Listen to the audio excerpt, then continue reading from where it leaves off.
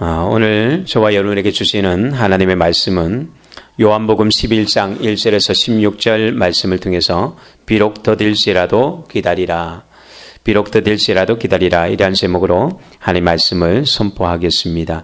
이 말씀이 저와 여러분에게 임할 때에 하나님의 축복과 은혜도 함께하기를 예수 그리스도님을 축복합니다. 이미 고인이 되었지만 정말 우리나라 경제에 정말 굉장히 큰 역할을 했던 고 정주영 회장님이 썼던 시련은 있어도 실패는 없다라는 책이 있습니다. 그분이 그 책에서 이런 고백을 합니다. 자신이 이루고자 하는 일이 시련과 역경에 부딪혀 그르치게 되면 보통 사람들은 절망하게 된다. 그러나 이것은 시련이지 실패가 아니다. 내가 실패라고 생각하지 않는 한 이것은 실패가 아니다. 나는 생명이 있는 한 실패는 없다고 생각한다. 내가 살아있고 건강한 나한테 시련은 있을지언정 실패는 없다. 이런 그의 철학과 생각이 많은 어려움들 속에서도 경제적인 위기 가운데서도 대한민국의 경제적인 위기를 정말 건강하게 또 이렇게 세계적인 기업으로 키워나갔던 힘이 아니었나라는 생각을 합니다. 오늘도 우리의 삶에는 고난이 있고 시련이 있지만 우리가 이런 가운데서 내가 실패자다라고 생각하지 않고 내가 이것이 끝이다라고 생각하지 않고 일어날 수 있는 저와 여러분이 되었으면 좋겠습니다. 오늘 성경에 보면 베다니 마을에 마리아와 마르다 그리고 나사로라는 이 세 남매가 있는 한 가정의 이야기가 기록되었습니다. 요한복음 11장은 바로 이 나사로 가정에 있었던 이야기가 기록되어지는데 이 나사로라는 사람이 병들어서 죽게 되었다라는 소식이 예수님께 들려오게 되었습니다. 그런데 예수님은 이 소식을 듣고는 바로 그에게 달려가지 않고 이틀이나 더 지체하신 후에 다시 나사로의 집에 가서 죽은 나사로를 살려내는 이야기가 11장에 나오는 이야기입니다. 나사로의 집은 예수님과 제자들이 이 예루살렘의 유대 땅에 가면 늘 머물렀던, 자주 방문했던 그런 곳입니다. 그래서 이 두 자매가 있는데 마리아와 마르다라는 자매는 예수님을 늘 대접하기를 좋아했고 나사로는 예수님의 아주 친한 친구처럼 그 정도로 친하게 지냈던 가정입니다. 친분이 아주 두터운 그런 가정. 예수님을 잘 섬기고 또 정말 예수님이라면 제일 좋아했던. 그래서 예수님 마리아 같은 경우는 예수님께서 십자가 지시기 전에 자신의 향유 옥합을 깨뜨려서 예수님의 발에 부었던 여인이기도 합니다. 정말 예수님이라면 모든 것을 바쳐서 헌신했던 그런 가정. 우리도 목회자들이 모이면 이런 가정들에 대한 이야기를 하거든요. 어느 우리 교회에 어떤 성도님, 어떤 지사님, 그런 식으로 목회자들이 모이면 교회 성도들이 이야기를 하게 되었습니다. 신실한 사람, 칭찬받는 사람들, 헌신된 교인들에 대한 이야기들이 주로 나누게 되어지죠. 나사로의 가정이 그렇습니다. 예수님을 사랑하고 또 예수님도 이 가정을 굉장히 사랑했습니다. 오늘 본문의 3절에도 보면 사랑하시는 자가 병들었나이다. 그 다음에 5절에도 보면 나사로를 사랑하시더니 라고 나와 있고 11장 36절에 보면 그럽니다. 보라 그를 얼마나 사랑하셨는가. 그러니까 이들만이 아니라 다른 사람들까지도 이 예수님과 나사로의 가정에 얼마나 친밀한 관계가 있었는지 주변 사람들도 다 알 만큼 그런 가정이었다는 것이죠. 근데 이 가정은 오늘 성경에 보면 베다니라는 마을에 있었습니다. 베다니, 유대 땅이었지만 베다니라는 말은 뭐냐면 벳이라는 단어는 집이라는 단어입니다. 벳엘, 베들레헴, 이게 바로 집이거든요. 하나님의 집, 떡집, 이런 집을 뜻하는데 벳도 마찬가지예요. 벳 플러스 안인데 벳이라는 말은 집, 안이는 가난하다라는 말이에요. 집이 아니다. 말이 아니다. 그냥 그렇게 생각해도 되는데 벳아니, 가난한 집. 정말 하자면 이 나사로가 살고 있는 이 마을은 어떤 마을이냐? 빈민촌이에요. 굉장히 가난한 마을이에요. 그런데 그곳에 여기 보면 부모가 등장하지 않아요. 두 자매랑 이 나사로라는 오라버니 밖에 없는 거죠. 이렇게 이 세 식구가 산다는 거예요. 고아로 자란 것입니다. 부모가 없이 힘들게 살아가는 가정이에요.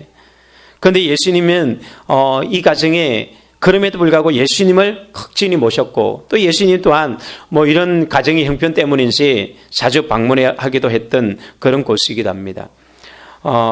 정말 이런 환경 가운데서도 예수님을 잘 섬겼던 그런 가정. 저는 저와 여러분의 가정이 이렇게 잘 섬기는 가정이 되었으면 좋겠습니다. 그런데 이런 가정에 어려움이 왔다는 것이죠. 이렇게 사랑하고 또 잘 섬기는 가정에 어려움이 닥쳤습니다. 그냥 어려움이 아니라 병들어서 죽을 병에 걸렸다고 말합니다. 실제적으로는 또한 죽었죠.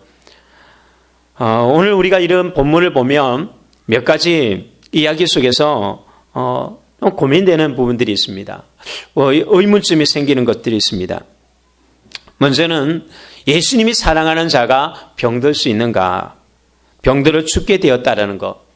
또한 예수님이 그렇게 사랑하는 사람들이 병들어 죽게 되었다는 이 소식을 듣고도 바로 달려가지 않고 무슨 일정이 있는 것도 아닌데 이틀 동안 머물다가 그때서야 이틀이 지난 뒤에 예수님은 가셨다는 것입니다.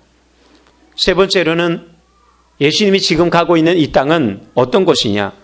바로 10장에서 유대인들이 예수님을 돌로 치려고 했던 바로 그 장소였다는 것입니다. 그래서 제자들은 만류합니다. 주님 안 됩니다. 그런데 예수님은 그곳으로 가고 계시다는 것입니다. 무엇 때문에? 왜 사랑하는 사람이 병들어야 되고 왜 예수님은 지체하셨고 예수님 왜 죽을 줄 알면서도 또한 유대로 가시는가? 사랑하는 사람이 하나님을 그렇게 잘 섬기는 사람이 이렇게 어려움을 당할 수 있는가?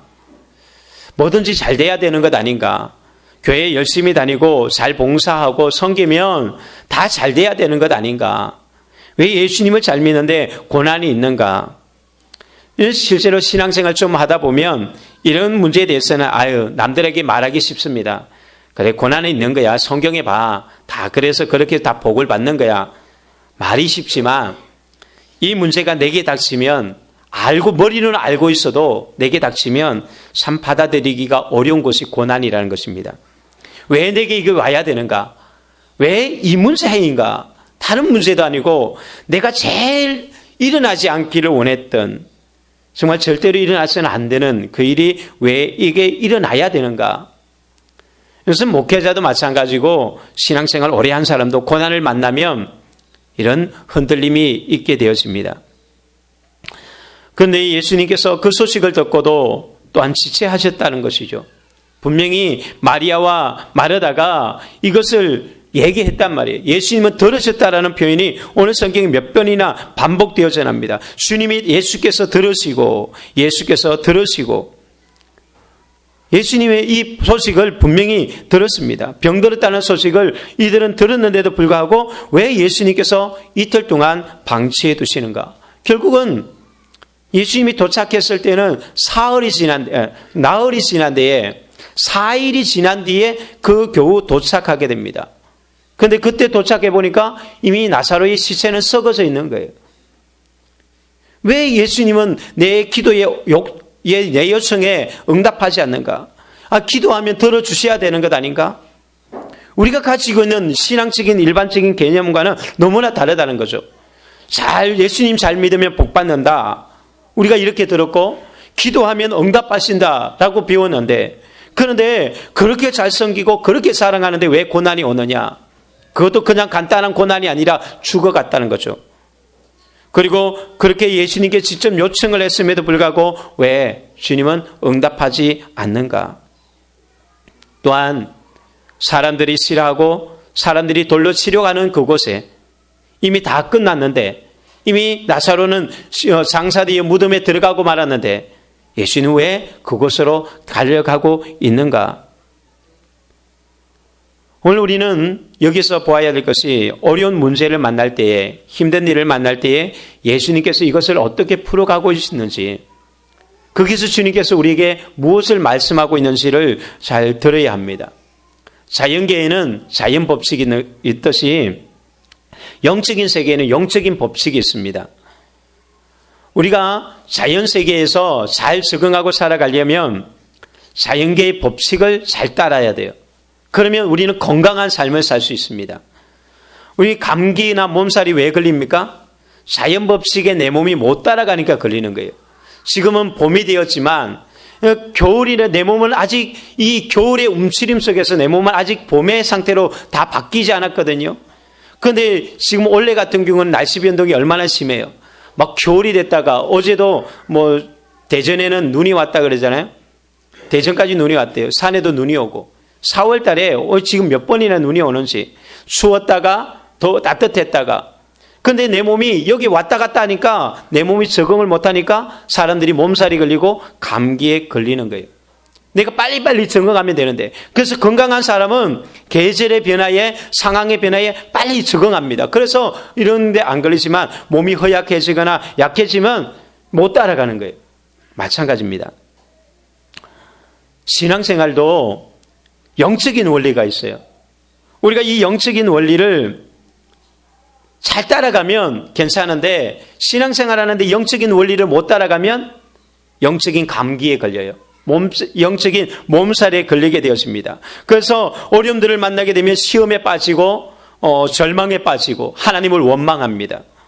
그때 우리는 이 원리를 찾아야 돼요. 시험에 빠지거나 절망하거나 원망할 이 상황이 아니라 빨리 내가 원리를 찾아가야 돼요. 내 몸이 그게 맞춰가야 되지 원망 불평한다고 해서 되는 문제가 아닙니다. 영적인 원리가 있어야 되는 거죠. 우리가 공부를 할 때 수학이라는 문제가 참 어렵잖아요. 그런데 수학이 참 매력이 있어요. 저는 제가 고등학교 때 좀 후회되는 게 영어를 포기하고 수학을 한 게 후회가 돼버려요. 그런데 점수를 따는 데는 수학이 제일 좋아요. 왜냐하면 원리 하나를 알면 한 문제는 맞출 수 있는 거거든요. 그런데 영어는 그거하고 조금 더 틀리잖아요. 그래서 수학은 처음 그냥 풀려가면 어려워요. 이건 뭐 도무지 이건 거의 불가능한 문제들이 많이 있어요. 그런데 이 수학도 공식만 알면, 공식만 그대로 대입하면 그냥 자동으로 풀어지는 게 또한 수학이기도 합니다.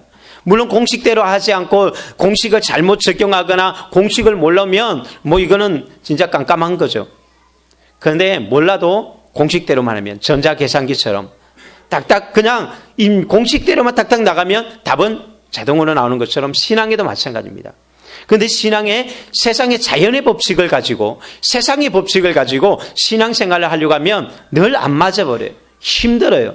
그래서 피곤하고 어려워요. 세상의 논리를 가지고 주일날 나오고 예배 생활하고 기도하려고 해보십시오. 거의 죽음이에요. 그건 내가 그냥 죽으러 가는 거와 마찬가지. 그런데 그것이 아니라 신앙의 원리 속에 내가 맞춰지고 나면 그러면 이제부터는 날아가는 인생이 되어지는 거죠. 오늘 예수님은 이 고난을 통해서 우리에게 무엇을 말씀하시는가? 첫 번째 원리, 하나님의 영광을 위한 것이다 라고 말씀하십니다. 1절부터 6절에 예수님은 이 우리에게 오는 이런 고난들, 사랑하는 자에게 왜 고난이 왔는가? 이유는 영광을 위한 것이다. 4절에 이 병은 죽을 병이 아니라 하나님의 영광을 위함이요 하나님의 아들로 말미암아 영광을 받게 하려 함이라. 영광을 위하며 영광을 받기 위해서 이 병이 왔다. 죽을 병이 아니라는 것입니다. 오늘 먼저 우리는 여기서 기억해야 될 것이 사랑하는 사람에게도 병이 오고 고난이 온다는 것입니다. 그냥 병이 아니라 죽을 병. 굉장히 고통이 온다는 것입니다. 이것을 잘 보여주는 게 욥 아닙니까? 욥은 성경에서 하나님이 욥기서 1장 1절에 그렇게 말합니다. 그 사람은 온전하고 정직하여 하나님을 경외하며 악에서 떠난 자들아. 1장 8절에서 사단에게 하나님은 또 그렇게 말합니다. 여호와께서 사탄에게 이르시되 내가 내 종 욥을 주의하여 보느냐? 그와 같이 온전하고 정직하여 하나님을 경외하며 악에서 떠난 자는 세상에 없느니라. 하나님이 인정하는 믿음, 하나님이 칭찬했던 믿음, 당당하게 마귀 앞에 그렇게 이야기했던 욥. 근데 그도 고난 당했습니다. 자녀를 다 잃고 재산을 다 잃고 건강을 잃었던 엄청난 고난을 당했다는 것입니다. 우리는 사랑하는 자에게 고난이 있습니다. 여기서 우리가 잘 보면 원리를 찾을 수 있어요. 여러분들은 누구에게 힘든 일을 시킵니까? 누구에게 중요한 일들을 부탁합니까? 어떤 사람에게? 신실한 사람입니까? 아니면 신실하지 않은 사람에게 부탁합니까? 말 잘 듣는 자녀에게 부탁합니까? 말 듣지 않는 자녀에게 부탁합니까? 당연하죠. 말 잘 듣는 아들에게 부탁하게 돼 있고요. 그리고 신실한 사람에게 어려운 일을 부탁합니다. 믿음직한 사람에게. 당연히 사랑하는 사람에게 예수님은 중요한 일을 맡기신다는 것입니다. 하나님도 마찬가지죠. 하나님은 인류의 구원을 위해서 누구에게 십자가를 지라고 말합니까? 미워하는 사람에게? 세상의 가장 나쁜 사람에게? 아니요. 가장 사랑하는, 가장 아끼는 하나밖에 없는 당신의 아들을 인류의 구원을 위해서 십자가에 내어주시는 것을 보게 되어집니다. 사랑하기 때문에 그것을 부탁할 수 있는 것입니다. 사랑하기 때문에, 믿기 때문에, 중요하다고 생각하기 때문에 중요한 것을 그에게 맡기는 것이죠. 예수님께서 베드로에게 그런 질문합니다. 베드로야, 네가 나를 사랑하니? 네, 주님, 내가 주님을 사랑합니다. 그래, 그러면 네가 어린 양 좀 쳐라. 네가 나를 사랑하느냐? 네, 주님, 내가 주님 사랑합니다. 그러면 내 어린 양을 먹이라. 네가 나를 사랑하느냐? 네, 주님, 내가 주님 사랑하는 거 주님이 잘 알고 계십니다. 그래, 그러면 내 양을 먹이라라고 말씀합니다. 사랑하기 때문에 부탁하는 것이고, 사랑하기 때문에 어렵고 힘든 일이지만 하라고 말씀합니다. 무엇 때문에요? 고생시키려고요? 아니요. 왜 사랑하는 사람에게 힘든 일만 시키죠? 그러면 아이들이 그런 이야기하겠죠. 부모님, 나 안 사랑해도 되니까 나한테 힘든 일 시키지 마세요. 그런 아이들이 있을 거예요. 그러나 그거는 정말 뭔가를 모르는 것이에요. 무엇 때문에 시킵니까? 사랑하는 사람에게 왜 그걸 시켜요? 영광을 나타내기 위해서. 내가 너희에게 영광을 주기 위해서다. 내가 너를 통해서 나의 영광을 드러내기 위해서다. 너를 축복의 통로로 삼고 싶어서, 너를 나의 영광의 도구로 삼기 위해서, 만민이 너를 통해서 복받는 그런 도구가 되기 위해서 내가 그래서 너에게 부탁한다라고 얘기합니다. 미운 자식에게는 떡 하나 주면 그것으로 끝나는 거예요. 그냥 미운 자식, 그래, 너는 떡이나 하나 먹어라. 그럼 이거 먹고 떨어지는 거예요. 그러나 사랑하는 자녀에게는 떡을 줍니까? 아니죠. 물론 부모가 세상의 법적으로 따지면 유산을 공평하게 나눠주지만 부모에게는 더 귀중한 유산을 사랑하는 자에게 주기 위해서, 그래서 시키는 거예요. 부탁하는 거예요. 그것이 원리고 논리입니다. 내 부모를 공경하고 내 부모를 모시고 살아가는 건 힘든 일이지만, 그러나 그것이 부탁받았을 때는 그만큼의 혜택이 주어지는 것이죠. 결국 이 나사로 사건을 통해서 수많은 사람들이 예수님을 믿어요. 어떤 사람이냐? 10장에 보면 이 사람들은 예수님을 돌로 쳐서 죽이려고 했던 사람들. 그런데 이 나사로가 다시 살아난 사건 때문에 이 사람들이 다 예수님을 믿는다라는 것입니다. 나사로를 통해서 많은 사람들이 예수님을 믿게 되어지고 하나님의 능력을 경험하게 되어지고, 그래서 나사로의 일로 인하여서 12장에 가면 잔치를 벌이고요, 사람들이 칭찬하게 되어집니다. 이것이 바로 하나님의 공식이에요. 사랑하기 때문에 고난을 주셨고요, 또한 영광을 위해서, 그 영광스러움을 그에게 주기 위해서, 사랑하는 자에게 주기 위해서 고난을 주셨다는 것입니다. 그러니까 하나님의 선한 계획이 있는 거예요. 축복의 계획이 있습니다. 망하게 하는 거예요. 이거는 죽을 병이 아니다. 하나님이 사랑하는 자에게 주시는 것. 사랑하기 때문에, 내가 주님을 믿기 때문에, 하나님의 자녀가 되었기 때문에 주는 고난은 절대로 망하기 위한 것이 아니라는 사실입니다. 하나님의 선하신 계획을 믿으시기를 예수님을 축복합니다. 나를 사랑하시기 위해 하나님이 나를 사랑하셔서 주신 실패라면, 하나님이 나를 사랑하기 때문에 주신 질병이라면, 우리는 그것을 통해서 오히려 하나님께 영광을 돌리십시오. 감사하십시오. 왜냐? 그것을 통해서 하나님의 위대한 일을 나타내기를 원하고 계시기 때문입니다. 하나님을 신뢰하십시오. 두 번째로는요, 이 고난이 왜 사랑하는 사람에게 오시는가? 그리고 이것을 우리가 어떻게 그러면 이겨나가야 되는가라는 문제입니다. 7절에서 10절 말씀을 통해서 하나님은 우리에게 말씀합니다. 하나님의 시간을 따라가라. 하나님의 타이밍을 잡아라 라고 말씀합니다. 9절 10절에 보면 낮이 10시간이 아니냐, 사람이 낮에 다니면 이 세상의 빛을 보므로 실족하지 아니하고 밤에 다니면 빛이 그 사람 안에 없는 고로 실족하느니라. 예수님은 갑자기 이 이야기를 왜 끄집어내실까요? 제자들은 지금 예수님은 이틀 동안 머무시다가 다시 제자들에게 말합니다. 야, 유대로 가자. 나사로가 죽었다. 유대로 가자라고 부탁합니다. 그때 제자들이 말합니다. 예수님, 지금 방금 전에, 얼마 전에 그 유다 땅에서 예수님 돌로 쳐서 죽이려고 하지 않았습니까?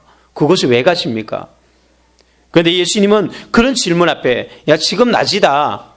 낮에 가면 실족하지 않는다. 사람이 밤에 다니면서 실족하는 것이 낮이기 때문에 괜찮다. 가자. 정말 어려운 이야기죠. 안 가신다고 방금 막 나사로가 죽어간다 할 때는 가만히 계시다가 갑자기 가자고 하는 것도 이해가 안 되고, 또 지금 가면 죽는다고 하는데 뭐 갑자기 낮이니까 괜찮다라고 이야기하는 거 보면 이상하잖아요. 뭐 어제는 낮이 없었고 그저께는 낮이 없었습니까? 그런데 예수님께서 왜 갑자기 지금은 낮이다, 낮이기 때문에 실족하지 않는다라는 이야기를 할까요? 우리 여기서 보는 것이 지금이 때라는 것이죠. 그것은 지금 낮이기 때문에 말하는 것입니다. 특별히 여기 보면 낮이 12시간이라고 이야기하잖아요. 낮이 12시. 12시를 우리는 뭐라고 말하죠? 정각이라고 얘기합니다. 정오, 정확한 시간, 하나님의 타이밍, 바로 그때가 되었기 때문에 가야 한다는 것입니다. 이게 바로 예수님이 움직이시는 방법이에요. 고난과 어려움들이 있을 때에 우리가 어떻게 나가야 되는가? 하나님의 그 타이밍을 찾아가야 되는 거예요. 그것을 따라가야 됩니다. 그런데 그곳은 어떤 곳이냐? 유대인들이 돌로 치려는 곳, 환영하지 않는 곳, 받아주지 않는 그곳이라는 것입니다. 그런데 그것과 상관없어요. 예수님은 지금 가시는 이유는 사람들이 환영하냐 환영하지 않느냐, 그곳에 가면 죽느냐 사느냐 이 문제가 아니라 하나님의 때가 되었기 때문에 간다는 것입니다. 하나님이 영광을 나타낼 절호의 기회다. 그래서 지금 가야 된다라는 것이죠. 이것이 예수님이 움직이는 기준이었습니다. 그러나 제자들은 걱정은 여기 있지 않았어요. 제자들의 고민은 어디에 있었을까요? 나사로가 죽은 것에 이들은 전혀 관심이 없습니다. 나사로가 죽었다고 했을 때에 제자들이 예수님 빨리 가야 되지 않겠어요? 아무도 재촉하는 사람도 없어요. 그들이 단지 예수님이 유대 땅으로 가려고 할 때에 한 가지 걱정되는 것이 있다면, 주님 그곳에 가면 죽습니다. 16절에도 도마가 그런 이야기합니다. 우리 주와 함께 죽으러 가자. 이 말은 뭐예요? 야, 이제 우리 죽었다. 우리는 끝장이야. 그들은 고민이 그거밖에 없어요. 지금 이게 하나님의 뜻이냐 하나님의 때냐 이게 문제가 아니라 우리가 어떻게 하라고? 우리 죽는데 지금 어떻게 가라고? 이들의 마음은 이런 것이었지만 예수님은 기준은 그것이 아니에요. 하나님의 때, 하나님의 시간, 이것이 중요했습니다. 그래서 예수님은 고난이 오고 어려움이 오고 죽음이 온다 할지라도 피해가지 않았어요. 이제 이 말씀이 끝나고 나면 12장에 가면 예수님께서 본격적으로 진짜 예루살렘으로 들어가시거든요. 예루살렘으로 갈 때에 주님은 그런 말씀하세요. 12장 23절에 인자가 영광을 얻을 때가 왔도다. 얼마 전에만 해도 사람들이 돌로 치려고 했을 때 피하셨습니다. 그러나 이제는 말합니다. 지금이 때다. 그때는 아니었기 때문에 피한 거예요. 요한복음 2장에 보면 가나 혼인잔치에 물로 포도주를 만드는 사건이 나오지 않습니까? 그때에 마리아가 예수님 지금 포도주가 모자랍니다 했을 때 예수님은 그래 봅니다. 아직 내 때가 아닙니다 라고 얘기했습니다. 예수님은 언제라도 때를 중요하게 생각했어요. 그때의 주님은 때를 따라서 움직였었던 것을 봅니다. 서두르지도 또한 넣지도 않았어요. 성경에 보면 이런 일들은 참 많아요. 예수님이 6장에 보면 오병이의 기적을 베풉니다. 수많은 사람들 먹이고 나서 제자들만 따로 이 갈릴리 바다로 보내거든요. 그리고 예수님은 산으로 올라가는데 보니까 예수님께서 산 위에 이렇게 보니까 제자들이 떠나긴 떠났는데 밤새도록 풍랑을 만나서 바다를 못 건너가고 있는 거예요. 주님은 이걸 보고 계시고 알고 계셨습니다. 그런데 예수님은 바로 달려가지 않아요. 제자들이 정말 죽음의 위기, 완전히 이제는 포기 상태에 이르길 때까지 주님을 못 알아볼 정도로 얼마나 탈진했느냐. 주님이 와도 주님으로 보이지 않고 귀신으로 보일 만큼 완전히 믿음도 다 떨어지고 탈진한 상태에 그때에 대해서 주님은 나타나셨다는 거죠. 어떤 때는요, 회당장 야이로가 자기의 딸이 죽었습니다. 죽게 되었을 때 예수님께 와서 예수님 내 딸이 죽게 되었습니다. 와서 고쳐주십시오. 얼마나 다급해요. 죽게 되었는데 1분 1초가 중요한데. 그런데 예수님은 그때 어떻게 하냐. 가시다가 12년 동안 혈류병 앓은 여인이 예수님을 만지는 거예요. 지금 해당장 야이로의 딸이 죽어가고 있는데 그 여인과 이야기하면서 누가 내 옷 만졌냐, 누가 내게서 능력이 나갔는데 지금 야이로는 속타고 다른 사람들은 다 속타는데 예수님 이럴 시간 없습니다. 빨리 가셔야 됩니다. 그런데 뭐 내 능력이 나갔다, 누가 나를 만졌다, 뒤를 돌아보면서 이런 이야기할 시간이 어디 있어요. 그러다가 지체하다가 가서 보니까 이미 해당장 야이로의 딸은 죽어버렸어요. 왜 예수님은 바로 급할 때 가지 않으실까? 우리가 창세기 묵상하지만 창세기에 지금 나오는 요셉의 이야기를 보면 우리는 이런 이야기들은 너무나 많이 나타납니다. 하나님의 시간들. 요셉이 꿈을 해석해주고 그리고 나서 그는 이제 풀려날 것이라고 생각했습니다. 그런데 꿈을 해석해주고 났는데 이 꿈을 해몽받은 이 술 맡은 가는장과 떡 맡은 가는장들은 온데간도도 없고 소식이 없어요. 아무도 나타나지 않아요. 대답 한마디 없습니다. 그러기를 2년이 지나버렸어요. 그런데 2년이 지난 뒤에야 그들이 기억하고 풀어주게 되죠. 하나님의 시간. 그런데 우리가 중요한 게 뭐냐면 이렇게 모든 것이 지체되는 것 같고 모든 것이 다 끝나는 것 같지만 중요한 게 뭐예요? 다 예수님께서 살려냈다는 것입니다. 제자들 한 명도 죽지 않았고 해당장 야이로의 딸도 살려냈고 죽었지만 살려냈고 나사로도 살려냈고 요셉도 결국은 총리 자리에 이르게서 민족을 일으키는 지도자로 만들어 주었던 것을 보게 됩니다. 그러니까 우리가 내 시간에 맞춰버리면 안 돼요. 나의 시간이 있고 하나님의 시간이 있다면 이제는 믿음의 사람들에게는 어떤 원리를 쫓아가야 하는가? 하나님의 시간을 쫓아가야 돼요. 하나님의 시간에 맞췄을 때 우리가 편안하지만 그 공식을 내 시간에 맞춰버리면 시험에 빠지는 거예요. 원망하게 되어지고 포기하게 되어집니다. 우리는 하나님의 시간, 그것을 잘 맞춰야 돼요. 내 스케줄에 맞춰놓고 하나님 내가 이번에 이거 하려고 하니까 여기 스케줄에 좀 맞춰서 물질도 주시고 사람도 보내주시고 해주십시오. 그러면 힘들어져요. 하나님, 나를 향한 하나님의 계획이 어디 있습니까? 어느 때입니까? 하나님의 스케줄에 내 기도가 맞춰지고 내 삶의 방향이 맞춰질 때에 이게 얼마나 편한데요. 여유도 있고요.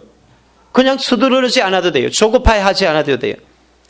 기도해야 되는 이유가 우리가 큐티하는 이유가 있다면 바로 이 하나님의 타이밍을 찾기 위한 것이에요. 그것이 가장 신앙생활 편안하게 하는 길이에요. 막 급하고 조급하게 하지 않는다는 것입니다. 위태한 일을 할 때 그래서 우리가 해야 되는 일이 한 가지 있습니다. 기도하라는 것이죠. 오늘 이 마리아와 마르다가 오라버니가 이런 위기를 만났을 때에 그들은 무엇을 했습니까? 3절에 보면 예수께 사람을 보내어 이르되 주여 보시옵소서. 사람들을 보내어 주여 보시옵소서. 뭘 했습니까? 기도를 했다는 것이죠. 위기를 만날 때, 어려움을 만날 때에 우리가 그냥 해야 될 일은 기도해야 된다는 것입니다. 우리는 하나님의 뜻을 알지 못하지만 일단은 주님 앞에 나가서 요청하는 일부터 시작해야 합니다. 우리의 생각과 하나님의 생각이 다르거든요. 내가 판단하고 내가 결정해버리면 일은 자꾸 꼬이게 돼 있어요. 힘들어지게 돼 있습니다. 내가 이걸 판단해가지고 그 기준 가지고 나가면 믿음의 사람들에게는 안 맞아요. 신앙의 원리, 영적인 원리에서는 그것은 안 맞는 거예요. 꼬이기만 하는 거예요. 어려움이 있다. 그럼 하나님 앞에 나가십시오. 그리고 하나님의 생각에 맞추십시오. 예레미야 29장 11절에 13절에 보면 이렇게 말씀합니다. 여호와의 말씀이니라. 너희를 향한 나의 생각을 내가 아나니 평안이요 재앙이 아니라 너희에게 미래와 희망을 주는 것이다. 내 생각은 너희에게 평안을 주는 것이다. 내 생각은 너희에게 미래와 희망을 주는 것이다. 재앙이 아니다. 그러면서 뭐라고 말씀하냐면 너희가 내게 부르짖으며 내게 와서 기도하면 내가 너희들의 기도를 들을 것이요 너희가 온 마음으로 나를 구하면 나를 찾을 것이요 나를 만나리라. 위기가 오고 어려운 일을 만나면 네 생각대로 나가지 말고 내 생각에 맞추라고 이야기합니다. 내 생각은 너희들이 와서 기도하면 내가 들어준다라고 얘기합니다. 만나주신다고 이야기합니다. 그런데 13절에도 보면 예수님과 제자들의 생각의 사이가 확연하게 드러나죠. 예수님은 지금 나사로가 잔다고 생각하는데 제자들은 뭐라고 잔다고 이야기하니까 예수님 자면 왜 깨워요? 놔두지. 예수님이 죽음을 이야기했거든요. 이게 차이예요. 예수님이 잔다고 하는 것과 우리가 잔다는 개념이 틀리다는 거예요. 예수님이 죽었다는 개념과 우리가 죽었다는 개념의 차이는 이렇게 차이가 많이 나는 거예요. 우리의 생각대로 판단하지 말고 그것 때문에 절망하거나 그것 때문에 원망하거나 불평하거나 그것 때문에 포기하지도 말고 문제를 가지고 예수님께 나가십시오. 그것이 우리가 고난을 만날 때에 하나님의 타이밍을 맞춰가는 거예요. 큐티하고 말씀 보면서 기도하면서 하나님의 시간에 맞춰가는 것. 그래서 예수님은 말합니다. 지금 낮에 다니면 세상에 빛을 봄으로 실족하지 아니하고 빛을 따라가면 실족하는 일이 없다. 어둠에 있는 사람들이 실족하는 것이지 빛만 따라가면 괜찮다. 그 말은 뭐예요? 예수님만 따라가라는 것입니다. 아무리 답답한 상황에도 절망적인 가운데서도 우리의 기준은 빛 가운데 걸어가면 되는 거예요. 예수님을 따라가면 된다는 것입니다. 어둠에 다니면 실족하지만 예수님 안에 있으면 괜찮다는 거예요. 죽어도 괜찮고 예수님 안에 있으면 병들어도 괜찮고 예수님 안에 있다면 어둠이 침범하지 못하는 거예요. 결국은 다 회복시켜 나가시는 것입니다. 믿음 따라가십시오. 말씀 따라가십시오. 어떤 절망성이 가운데서도 반드시 주님께서 회복시켜 주실 줄로 믿습니다. 세 번째로 주님은 11절부터 16절에서 말씀합니다. 주님은 반드시 오신다는 것이죠. 반드시 주님은 오신다. 7절에 보면 그 후에 이틀이 지나고 난 뒤에 제자들에게 이르시되 유대로 다시 가자. 15절에 그러나 그에게로 가자 하시니 예수님은 이틀 동안 머무셨지만 분명한 태도로 제자들에게 말합니다. 가야 된다. 가자. 다시 가자라고 얘기합니다. 여기에 이제 나사로를 향해 예수님이 움직이기 시작했습니다. 그럼 무엇을 말합니까? 예수님께서 지금까지 머물던 것은 의도성이 있었습니다. 의도적으로 주님은 시간을 지연시켰습니다. 바로 응답하지 않았다는 것입니다. 15절에 보면 내가 거기 있지 않은 것을 너희를 위하여 기뻐하노니 예수님이 그 시간에 가지 않은 이유가 있다라는 것이죠. 의도적으로 주님께서 그렇게 하지 않았다는 것입니다. 그러니까 우리 기도가 응답되지 않는다고 해서 낙심할 필요가 없다는 것입니다. 내가 기도했다면 분명하게 믿으십시오. 내가 빛을 따라가고 있다면, 빛 가운데 걸어가고 있다면 결단코 포기하지 마십시오. 그것은 거절한 것이 아닙니다. 주님께서 내 기도를 거절하거나 내 기도를 잊어버린 것이 아닙니다. 주님은 기억하고 계십니다. 주님은 또한 우리 기도를 듣고 계시다는 사실입니다. 믿음의 기도는 응답하지 않는 기도가 없습니다. 반드시 응답됩니다. 단지 내 시간에 맞지 않을 뿐입니다. 내가 원하는 시간에 맞지 않는 것뿐이지 반드시 믿음의 기도는 응답하게 되어 있는 것입니다. 그래서 우리가 구하는 것보다 하나님께서는 더 큰 것을 준비하고 계시다고 우리가 믿으면 되는 것입니다. 예레미야 예가 3장 25절 26절에 보면 무릇 기다리는 자에게나 구하는 영혼에게 여호와께서 선을 베푸시는도다. 사람이 여호와의 구원을 바라고 잠잠히 기다림이 좋도다. 하나님은 기다리는 자에게 영혼에게 여호와께서 선을 베푸시는도다. 하나님의 목적은 선이에요. 우리에게 좋은 것 주기를 원하는 것. 이게 하나님의 목적이라는 거예요. 오늘 그래서 우리가 여기서 보면 하나님은 어떤 것을 가지고 계세요? 하나님은 시간을, 타임을 재고 있는 거예요. 어느 때가 가장 좋을 때일까?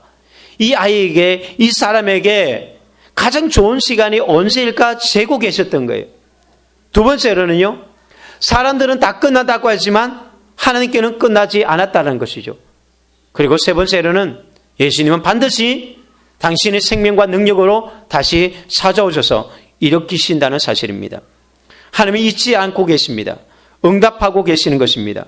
우리의 고통 가운데 찾아오시고 우리의 눈물과 우리 아픔 가운데 반드시 찾아오셔서 만지시고 고치시고 회복시키시고 일으키시는 것입니다. 그것을 우리가 어떻게 알고 있습니까? 예수님께서 나사로를 뭐라고 표현하면은 11절에 보면 우리의 친구 나사로. 예수님이 이렇게 표현한 적이 없거든요. 우리의 친구 나사로. 성경 어디에 이렇게 친근하게 표현하는 표현이 어디 있습니까? 하나님의 아들 예수님이 나사로를 친구라고 이야기합니다. 그만큼 나사로와 예수님과의 관계는 친밀하다는 거예요. 미워하거나 싫어하거나 그래서 응답하지 않은 것이 아닙니다. 이유가 있어서 그렇다는 것입니다. 그리고 우리에게 중요한 것은 예수님은 이 나사로의 죽음을 보고 뭐라고 표현합니까? 잔다라고 표현하고 있다는 거죠. 이게 우리와는 너무나 다른 것입니다. 우리는 죽었다. 이제는 끝났다. 우리는 이제 끝장이다. 아무것도 안 된다라고 이야기하지만 예수님은 그것을 보고 뭐라고 말씀하시느냐? 잔다. 그 말은 뭐예요? 그냥 깨우면 된다. 그냥 어려운 일이 아니다. 예수님께서는 잠자는 사람 깨우는 거 힘들죠. 잠자는 것 깨우는 게 힘들지만 죽은 사람 살리는 것만큼 어렵지는 않잖아요. 물을 퍼붓든지 몽둥이를 들면 깨는 건 어쨌든 깨는 거예요. 그러니까 나사로 우리에게는 죽음의 문제는 심각한 문제고 절대 절망의 문제지만 예수님께는 안 그런 거예요. 그래서 성경에서는요, 성도의 죽음을 뭐라고 표현하면은 잔다라고 얘기합니다. 그래서 마지막 예수님이 오실 때에 뭐라고 표현하냐면은 잠자는 영혼이, 그리스도 안에서 잠자던 영혼들이 일어날 것이다. 우리가 죽어도 우리는 죽은 것이 아니라 잠시 자고 있을 뿐이에요. 그러면 주님이 오시는 날 결국은 다 다시 살아나는 거예요. 그게 누구냐? 그리스도인들이. 예수님의 생명, 주님께서 우리를 깨우러 오시는 날가, 이제 잠자는 영혼을, 우리가 잠들고 있어도 주님은 다시 오셔서 우리 영혼을 깨워서 천국으로 인도해 나가는 것입니다. 그래서 이 말씀을 주신 이유가 뭐냐? 예수님은 오늘 두 가지 이야기를, 이 나사로 사건을 통해서 두 가지 이야기를 합니다. 첫 번째가 뭐였습니까? 영광을 받게 하려, 영광을 위함이다. 두 번째로는 15절에 너희로 믿게 하려 합니다. 이유가 있다면 너희로 믿게 하기 위해서다. 이 말은 뭐예요? 믿음이 없는 자들. 예수님께서 제자들에게 참 많이 책망했거든요. 믿음이 없는 자들아, 믿음이 적은 자들아, 왜 믿지 못하느냐? 풍랑을 만났을 때에도, 귀신 들린 사람을 만났을 때에도 그들에게 믿음이 보이지 않았어요. 주님은 그래서 너희들에게, 누구도 아니에요, 다른 사람이 아닌데 누구예요? 12명의 제자들, 자신들의 재산과 자신들의 직업과 가정을 다 포기하고 주님을 따르는 그 제자들에게 믿음을 주기 위해서. 그 말은 뭐예요? 재산 포기하고 직업 포기하고 가정 포기하고 주님을 따라도 믿음이 아니라는 거예요. 진짜 믿음은 그게 있지 않습니다. 믿음의 훈련을 위해서 누구를 썼느냐? 나사로를 사용했다라고 이야기합니다. 제자들은 지금 그냥 죽을 걱정하고 여러 가지 걱정하지만 주님의 걱정은 그 걱정이 아니에요. 제자들의 믿음이 걱정인 거예요. 우리는 먹고 사는 게 걱정일 수 있고, 우리는 생계가 걱정이고 살아가는 게 걱정일 수 있지만 하나님의 걱정은 그게 있지 않습니다. 우리의 믿음이 없는 것. 왜요? 우리 여러분들 왜 교회 나옵니까? 왜 예수님 믿습니까? 무엇 때문에 우리가 이렇게 주일이 되면 여기 나옵니까? 이것이 분명해야 되잖아요. 천국 가기 위해서요. 그런데 그 천국은 어떻게 갈까요? 천국 가는 믿음을 가져야 돼요. 그냥 막연한 믿음, 우리가 지난주에도 나눴지만 세상의 사람들은 다 믿어요. 그냥 불교도 믿고요, 다 믿음이 있어요. 그러나 믿음이 있다고 구원을 가는 게 아니에요. 확실한 믿음을 가져야 돼요. 어떤 믿음요? 죽어도 다시 산다는 믿음이 있어야만 구원받는 거예요. 지금 예수님은 제자들에게 왜 이야기를 합니까? 예수님이 이제 조금 있으면 단 몇 달 지난지 모르겠지만 몇 달인지 며칠 지나고 나면 예수님이 십자가에 돌아가시게 되었습니다. 예수님은 이제 조금 여기서 답답한 거예요. 다른 것은 답답하지 않은데 그냥 와서 하면 다 되는데 문제는 제자들이 준비가 안 된 거예요. 이 제자들에게 믿음을 주기를 원했어요. 어떤 믿음요? 구원받는 믿음, 천국 가는 믿음, 정말 생명 얻는 그 믿음을 가지기를 원했던 거예요. 그것을 위해서 나사로를 죽게 하셨다는 것입니다. 그러니까 예수님께서 조금 뒤에 십자가를 지실 때 제자들이 포기하지 않고 야 이제 끝났다. 그렇게 가지 않고 뭘 보라고요? 부활한다. 다시 산다. 내가 말하는데 난 3일 뒤에 다시 살아날 것이라고 예수님은 제자들에게 이야기합니다. 그거 믿으라고. 물론 나중에 그들이 실패하고 막 넘어지죠. 그렇지만 결국은 이들이 이것을 믿게 되어지고 마태, 마가, 누가, 요한 신약 성경에 이 많은 성경을 쓰게 되어지잖아요. 그 당시에는 믿기가 어려웠는데 결국 이들 안에 믿음이 생긴 거예요. 부활에 대한 믿음. 그래서 그들은 순교도 각오하고 순교하면서 신앙을 지켜나갔던 것을 보게 됩니다. 물론 그 중에 단 한 명, 가룟 유다는 예수님이 십자가에 못 박혔을 때에 가룟 유다는 어떻게 했습니까? 목매달아서 자살하고 말았어요. 그러니까 참된 믿음이 없는 사람이었어요. 그도 예수님을 따랐던 사람이에요. 그도 가정을 포기했고요. 자신의 잘 나가는 모든 걸 포기하고 따랐던 사람이에요. 그러나 그는 천국 가는 믿음은 가지지 못했어요. 왜? 십자가는 받아들이지 못했거든요. 십자가를 통과할 수 있는 믿음이어야 돼요. 죽음도 이길 수 있는 믿음이어야 돼요. 그것이 진짜 천국 가는 믿음입니다. 그래서 우리를 하나님께서 시험하시는 후에 시험이 올 때에 온전히 기쁘게 여기라. 시련은 연단은 인내를 통해서 우리가 온전하여 구비하여서 조금도 부족함이 없게 하려 함이라. 야고보서에서 그렇게 이야기합니다. 온전하여 구비하여서 조금도 부족함이 없게. 뭐에 부족함이 없게요? 구원받는데 부족함이 없게. 하나님의 생명을 얻는데 부족함이 없게. 주님의 능력을 경험하는데, 기적을 경험하는데, 응답받는데 부족함이 없는 그 믿음이 있어야 돼요. 그러니까 아무것도 보이지 않아도 믿을 수 있는 믿음, 모든 것이 끝난 것 같은 상황에서도 그래도 주님을 믿을 수 있는 믿음, 죽어도 다시 살 수 있다는 그 믿음을 가진 사람이 천국 가게 되어지는 것이고, 그 믿음에야만 그 믿음이 세상을 변화시켜 나가는 거예요. 그런 믿음이 아니면 우리는 내 가정, 내 자신도 못 바꿔나가요. 세상을 바꾸었던 믿음은요, 죽음을 통과한 믿음이었어요. 그 십자가를 통과한 믿음, 그것만이 세상을 바꿀 수 있고 가정을 바꿀 수 있어요. 이 믿음만이, 이 확고한 믿음만이 우리 모든 인생을 바꿀 수 있습니다. 그래서 이것을 위해서 누군가가 희생되어져야 되는데 그것이 누구냐? 나사로였다는 거죠. 누군가가 십자가를 져야만 했다는 것입니다. 치유하는 하나님을 만나게 하기 위해서 누군가가 병들어야만 했습니다. 부하게 하시는 하나님을 나타내기 위해서, 그 영광을 드러내기 위해서 누군가는 가난해져야만 했다는 것이죠. 연약한 자를 일으키시는 전능하신 하나님을 보이기 위해서 누군가는 연약해져야만 했다는 것입니다. 장애를 가지기도 하고요. 부족한 어려움들을 만나는 이유는 뭐예요?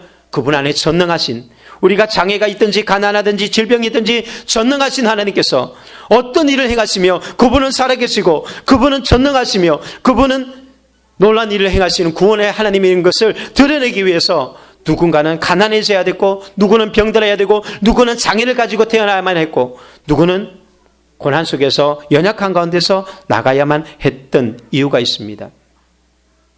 오늘 제자들은 이런 모습 앞에 그런 고백을 합니다. 도마가, 우리도 주와 함께 죽으러 가자. 교회는 죽으러 가는 곳이 아닙니다. 신앙생활은 죽으러 가는 곳이 아니에요. 사람들은 오해할 때가 있습니다. 신앙생활하면 헌신하고 봉사하고 교회 일하면 아유 저래다가 다 망하지, 아유 저래다가 끝나지. 신앙생활은 그런 것이 아닙니다. 하나님의 교회, 믿음의 사람들은 무너지지 않아요. 믿음이 없는 것이 무너지지. 지금까지 믿음이 무너진 적은 한 번도 없어요. 온 지금 기독교 역사 가운데 믿음의 사람이, 믿음의 가문이, 믿음의 교회가 무너진 적은 없어요. 믿음이 없는 것이 다 패망한 것뿐이에요. 믿음만 쓰면 반드시 서게 되어 있습니다. 부활의 역사, 생명, 능력을 경험하는 것이 이 믿음의 길이에요. 사랑하는 성도 여러분, 지금 고난당하고 있습니까? 받아들이기 어려운 고난, 이해하기 어려운 그런 상황을 경험하고 있습니까? 또한 내 인생에 대해서, 내 가정에 대해서 혹시 그렇게 생각하고 있지 않습니까? 나는 불가능해. 나는 안 돼. 나는 연약해. 그러나 우리가 그것 때문에 서두를 필요도 없습니다. 하나님의 때를 붙들고 주님께 기도하고 나가면 반드시 주님은 오십니다. 오셔서 죽은 나사로를 일으켰던 것처럼 하나님은 우리의 삶에도 찾아오셔서 반드시 다시 일으키시고 회복시킬 줄로 믿습니다. 이런 축복의 저와 여러분의 있기를 예수 그리스도의 이름으로 축원드립니다.